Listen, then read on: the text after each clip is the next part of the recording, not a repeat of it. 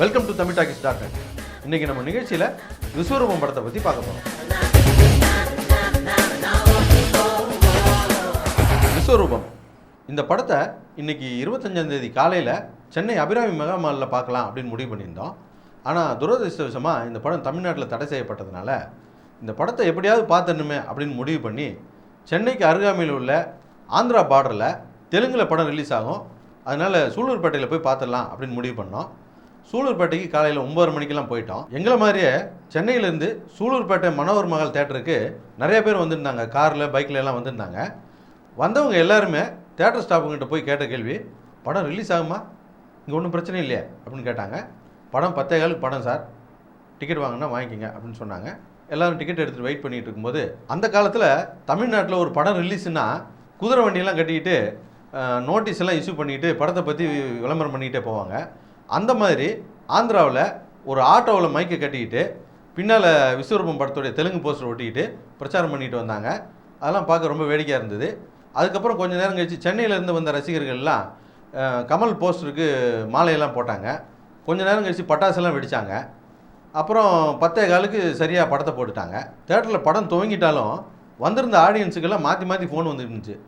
அவங்களும், டேய் சூலூர்பேட்டில் படம் பார்த்துட்டு இருக்கா விஸ்வரூபம் தெலுங்கில், நீ வர்றதுனா வந்துடுறா, 80 கிலோமீட்டர் தான்டா, வந்துடுறா, அவனுங்கெல்லாம் வந்துக்கிட்டு இருக்கானுங்கடா அப்படின்னு சொல்லிட்டு படம் ஓடவே ஆடியன்ஸ் உள்ளே வந்துக்கிட்டு இருந்தாங்க. படம் ஆரம்பித்து கதை ஒரு ஸ்லோவாக ஆரம்பித்து விறுவிறுப்பாக சூடு பிடிக்கிற நேரத்தில் திடீர்னு ஒரு அரை மணி நேரத்துலலாம் ப்ரொஜெக்டர் ஆஃப் ஆகிடுச்சு. எல்லோரும் கரண்ட்டு தான் கட் ஆகிடுச்சோ அப்படின்னு நினச்சிக்கிட்டு இருந்தோம்.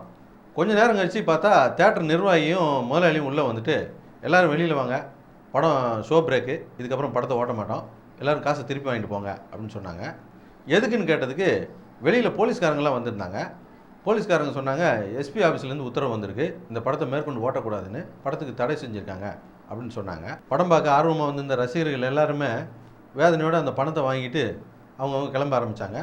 நாங்களும் கிளம்பி வந்துக்கிட்டு இருந்தோம். சுமாராக ஒரு 10 கிலோமீட்டர் தள்ளி வந்துக்கிட்டு இருக்கும்போது விஸ்வரூபம் படத்தை போஸ்டர் தெலுங்கில் ஒட்டிக்கிட்டு இருந்தாங்க. என்னென்னு கிட்டே போய் பார்த்தா இந்த தேட்டருடைய போஸ்டர் தான்.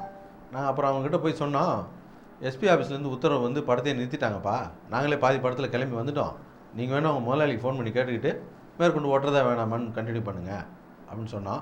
அவங்களும் அவங்க முதலாளிக்கு ஃபோன் பண்ணி கேட்டு கிளம்பி போயிட்டாங்க. சரி, இந்த படத்தை பார்த்த வரைக்குமாவது விமர்சனம் பண்ணலாமா அப்படின்னு பார்த்தா சென்னை கோர்ட்டில் ஒரு உத்தரவு கொடுத்துருக்காங்க. அந்த உத்தரவு என்னென்னா, இந்த படத்துடைய தீர்ப்பு வர்ற வரைக்கும் இந்த படத்துடைய சிடியோ அல்லது இந்த படத்துடைய கதையோ வெளியே வரக்கூடாதுன்னு சொல்லியிருக்காங்க. ஆனால் நம்ம பார்த்தது தெலுங்கு வெர்ஷன் தான், அதை பற்றி விமர்சனம் பண்ணலாம். இருந்தாலும் அது அவ்வளோ நல்ல விஷயமா தெரியல. சரி, இந்த படத்தை பற்றி வேறு ஏதாவது பேசலாமா அப்படின்னு பார்த்தா பேசவும் முடியாது, பேசவும் கூடாது.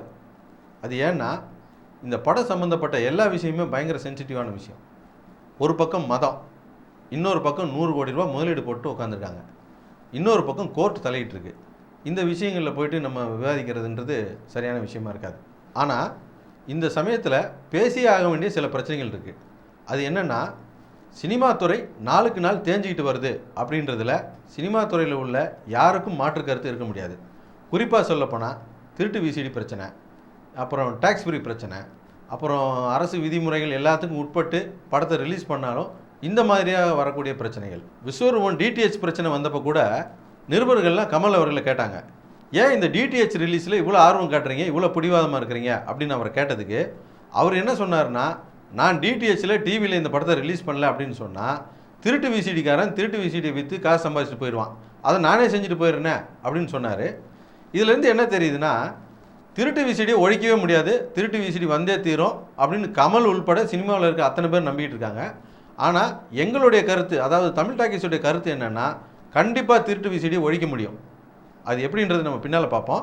திருட்டு விசிடிக்கு மக்கள் மத்தியில் ஏன் இவ்வளோ ஆதரவு வந்தது, தேட்டருக்கு ஏன் ஆடியன்ஸ் வரவே மாட்டுறாங்க அப்படின்னு ஆடியன்ஸை கேட்டால் என்ன சொல்கிறாங்கன்னா, தேட்டருக்காரன் பூரா கொள்ளைக்காரன் மாதிரி ஆகிட்டான், தேட்டருக்கு வர ஆடியன்ஸை பூரா தீவிரவாதி மாதிரியாக பார்க்குறானுங்க, தேட்டருக்குள்ளே நுழைஞ்சாலே பாக்கெட் கிட்டெல்லாம் செக் பண்ணிட்டு விட்றாங்க. நம்ம கூட நினைப்போம் நல்லது தானே, உள்ளக்குள்ளே எவனா குண்டு வச்சுட்டானே பிரச்சனை தானே, நமக்கு பாதுகாப்பு தானே நினைப்போம். ஆனால் அதெல்லாம் ஒரு மண்ணாங்கட்டியும் கிடையாது. பாம்பு இருக்குதான்னு செக் பண்ணுறன்ற பேரில் நம்ம வீட்டிலேருந்து எடுத்துகிட்டு போன முறுக்கு மிச்சரு அது போக நம்ம குடிக்க வச்சுருந்த தண்ணி எல்லாத்தையும் பிடுங்கி பக்கத்தில் இருக்க கூடையில் போட்டுருவான்.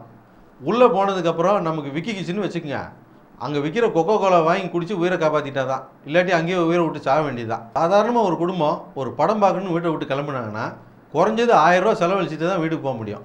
ஏன்னா ஒரு டிக்கெட் ரேட் 100 ரூபாய்க்கு மேலே இருக்கும். கேன்டீனில் எந்த பொருளும் 50 ரூபாய்க்கு கம்மியாக இருக்காது.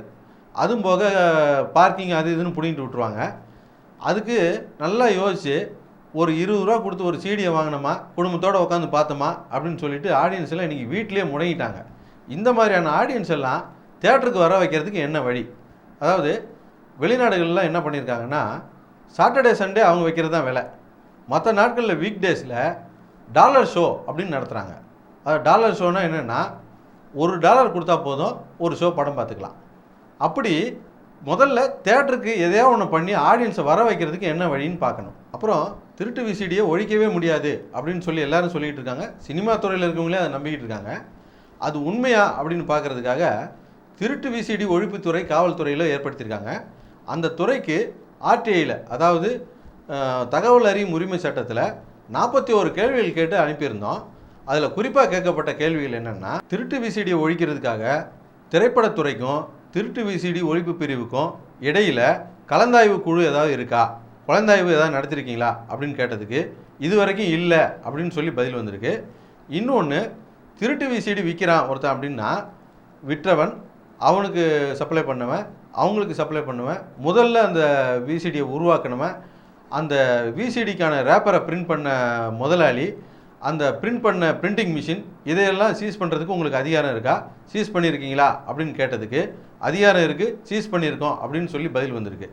அப்படின்னா போலீஸ் பாஷையில் சொல்லுவாங்க ஃப்ரம் த ஆரிஜன் அப்படின்னு சொல்லிட்டு, ஒரு சிடி கிடைச்சா அந்த சிடியை யார் விற்றா, விற்றவனுக்கு யார் கொடுத்தா, கொடுத்தவனுக்கு யார் கொடுத்தா, இதை யார் உருவாக்குனாங்க அப்படின்னு ஒரு ரவுண்டு போனாலே மொத்த பேரையும் பிடிச்சிடலாம்.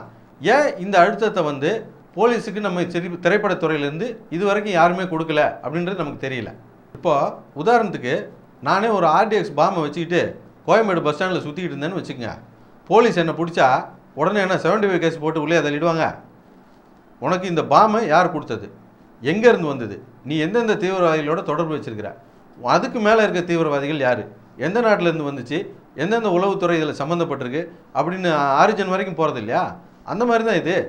அந்த மாதிரி பார்த்தா இந்த விஷயத்தெல்லாம் ஒழிக்கிறதுக்கு எவ்வளோ நேரம் ஆகுது? இப்போ வந்திருக்க விஸ்வரூபம் படத்தில் கூட ஒரு குறிப்பிட்ட மதத்தை சார்ந்தவங்களுடைய மனசை புண்படுத்தும்படியாக காட்சிகள் அமைக்கப்பட்டதுனால தான் இவ்வளோ பெரிய பிரச்சனை. ஒரு குறிப்பிட்ட மதம் மட்டும் இல்லை, ஒரு தனிநபருடைய மனசு கூட புண்படும்படியாக படம் எடுக்கக்கூடாது அப்படின்றது தான் எங்களுடைய கருத்தாக இருந்தாலும், அரசு விதிமுறைகளுக்கு உட்பட்டு தயாரிக்கப்பட்டு சென்சார் செய்யப்பட்ட ஒரு படம் வெளியான பிறகு இந்த மாதிரி பாதையில் நிப்பாட்டப்படும் அப்படின்னா இது ஒரு தவறான முன்னுதாரணம் ஆகிடும். நம்முடைய வியாபாரத்திலையும் நம்முடைய கருத்து சுதந்திரத்திலையும் 3வது நபர்கள் இனிமேல் தலையிடாமல் இருக்கணும் அப்படின்னு சொன்னால், நமக்கு நாமே சுய கட்டுப்பாடுகளை விதிச்சிக்கிறது எப்படி, என்னென்ன மாதிரியான சுய கட்டுப்பாடுகளை விதிச்சிக்கிறது அப்படின்ட்டு கலந்தாய்வு கூட்டங்கள்லாம் நடத்தணும். சினிமா துறையில் இருக்கிற ஏற்கனவே நம்ம சொன்ன மாதிரி திருட்டு விசிடி போன்ற பிரச்சனைகளை எப்படி தீர்க்கிறது அப்படின்றதெல்லாம் கமல் மாதிரியான ஆட்கள் முன்னின்று நடத்தணும் அப்படின்னு நினைக்கிறோம். உதாரணத்துக்கு சொல்லப்போனால், காங்கிரஸ் கட்சி பொதுக்குழு கூட்டத்தில் காமராஜர் அவர்கள் பேசும்போது கட்சி பலவீனப்பட்டுக்கிட்டு போது, ஆட்சி பொறுப்பில் இன்றைக்கி இருக்கக்கூடிய மூத்த தலைவர்கள்லாம் மந்திரி பதவியெல்லாம் ராஜினாமா செஞ்சுட்டு கட்சி பணிக்கு இறங்கணும் அப்படின்னு சொல்லிட்டு, முன்னுதாரணமாக நானே முதல்ல என்னுடைய வேலையை ராஜினாமா செய்கிறேன் அப்படின்னு சொல்லிட்டு அவருடைய முதலமைச்சர் பதவியை ராஜினாமா செஞ்சார் அப்படின்னு சொல்லுவாங்க. அப்படிலாம் யாருங்க ராஜினாமாலாம் செய்ய வேணாம். செய்கிற வேலையோட பொதுநலத்தோட இந்த மாதிரி வேலைகளை எடுத்து செஞ்சால் ரொம்ப நல்லாயிருக்கும் அப்படின்றது தமிழ் டாக்கீஸுடைய கருத்து. விஸ்வரூபம் திரைப்படம் தமிழ்நாடு மட்டும் இல்லாமல் பல நாடுகளில் தடை செய்யப்பட்டிருந்தாலும் சில நாடுகளில் வெளியாகிருக்கு. இந்தியாவில் கூட கர்நாடகா, கேரளாவிலலாம் வெளியாகிருக்கு. படத்துடைய ரிப்போர்ட் நல்லாவே இருக்குது அப்படின்னு சொல்கிறாங்க. இப்போது இங்கே இருக்கிற எல்லாருடைய மனக்கசப்பையும் நீக்கிட்டு இந்த படம் விரைவில் தமிழ்நாட்டிலையும் வெளியாகணும்னு ஆசைப்பட்றோம். தமிழ்நாட்டில் வெளியான பிறகு இந்த படத்துடைய முழுமையான விமர்சனத்தோடு உங்களை சந்திக்கிறோம். எங்களுடைய நிகழ்ச்சிகள் உங்களுக்கு பிடித்திருந்தால் உடனுக்குடன் கண்டுமகிட கீழே உள்ள சப்ஸ்கிரைப் பட்டனை அழுத்தவும். எங்களுடைய நிகழ்ச்சிகள் மிகவும் பிடித்திருந்தால் உங்களுடைய நண்பர்களுக்கு ஷேர் செய்யவும். எங்களுடைய நிகழ்ச்சிகள் பற்றி உங்களுடைய கருத்துக்களை எங்களோடு பரிமாறிக்கொள்ள கீழே உள்ள ட்விட்டர் மற்றும் ஃபேஸ்புக்கில் தொடர்பு கொள்ளவும். சினிமா பற்றிய செய்திகளை உடனுக்குடன் தெரிந்து கொள்ள கீழே உள்ள www.tamiltalkies.net இணையதளத்தில் காணவும்.